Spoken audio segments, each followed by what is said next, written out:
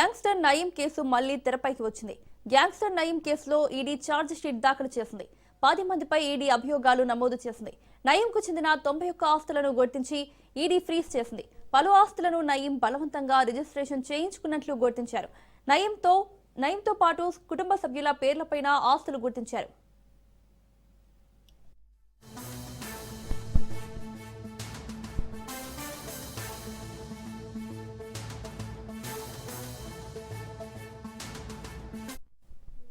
Gangster Nayeem case మళ్లీ తెరపైకి వచ్చింది. గ్యాంగ్స్టర్ నయీం కేసులో ఈడీ ఛార్జ్ షీట్ దాఖలు చేసింది.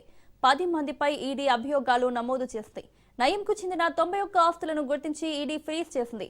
పలు ఆస్తులను నయీం బలవంతంగా రిజిస్ట్రేషన్ చేయించుకున్నట్లు గుర్తించారు. నయీంతో పాటు కుటుంబ సభ్యుల పేర్లపైన ఆస్తులు గుర్తించారు.